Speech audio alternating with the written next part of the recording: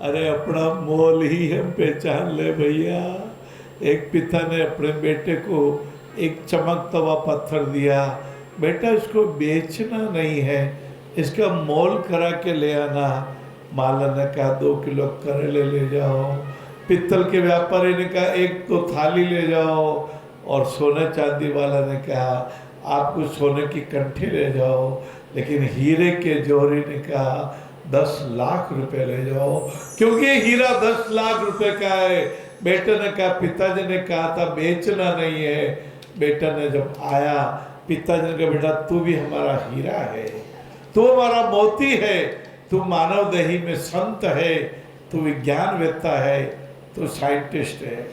मैं जब याद करता हूँ अपने उस जमाने को, जब मैं एक बार दुकान किया करता था कुछ वर्षों तक, एक बिल्कुल भिखमंगे टाइप, एक बिल्कुल दुर्बल, कपड़े फटे हुए, बाल बढ़े हुए, गोद में 6-8 महीने का बच्चा, पास की पीछे की दुकान पे कहा बाबूजी सेठ साहब इस बच्चे को दूध पिलाना है, बच्चा बहुत भूखा है। उन्होंने कहा चल भाई आगे चल।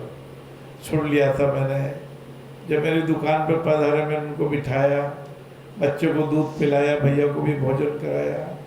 थोड़ी देर बाद जब चैतन्य हुए, अपने झोले में एक झोला लगा हुआ था उनके कंधे पर, उस झोले को उन्होंने मेरे सामने उलट दिया। मैंने देखा उसमें 100 करीबन प्रमाण पत्र थे। ये शब्द वेदी बाण की विद्या में बहुत पारंगत है, राष्ट्रपति जी, प्रधानमंत्री जी, रक्षा मंत्री तक के प्रमाण पत्र थे। मैं तो चकित हो गया। मैंने उनको गले लगा लिया, मैंने उनको स्नान कराया, उनको नए कपड़े पहनाए, बच्चे के लिए ड्रेसें मंगाई। मैंने कहा बाबूजी आप इतने धनुष विद्या में पारंगत, हमने तो सुना पृथ्वीराज चौहान ही शब्दवेदी बाण जानते थे, या दशरथ जी शब्दवेदी बाण जानते थे, और तो आप तो इतने बड़े आदमी हो, और आपकी दशा कैसी हो गई? उन्होंने कहा कैलाश जी, इस बच्चे की माँ ने इस बच्चे को जन्म दिया, फिर उसका शरीर नहीं रहा, वो स्वर्गवासी हो गई। तो मैं अपनी पत्नी से बहुत प्रेम करता था, बच्चे से बहुत प्रेम करता हूँ।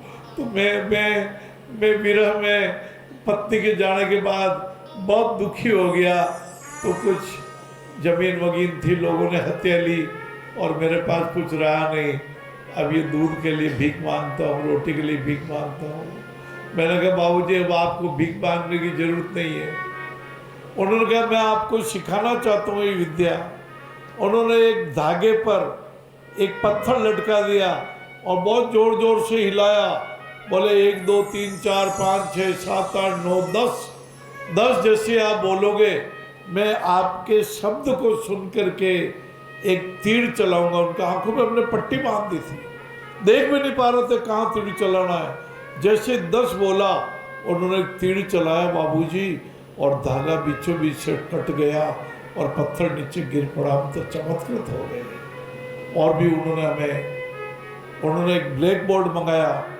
बोले आप मेरे आंखों पे पट्टी बांध के लाखों करोड़ों अरबों खरबों की संख्या लिख दो, बस आप बोलते जाना, मैं उन संख्या की केवल सुनता जाऊंगा और उसकी जोड़ बता दूंगा आपको। हमने अरबों खरबों की संख्या बोले, 10 मिनट बोलते रहे।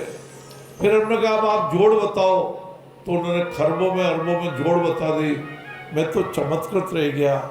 ऐसा देह देवालय भगवान ने हमें दिया है। मानवता के भावों को उज्जवल कीजिए, अपने आचरण को पवित्र कीजिए।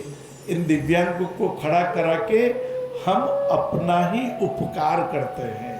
कहते हैं हम अपने धन के ट्रस्टी हैं। जो भी धन हमारे पास है उसके ट्रस्टी है, उसका 10वां हिस्सा सदकार्य में जरूर निकालना चाहिए।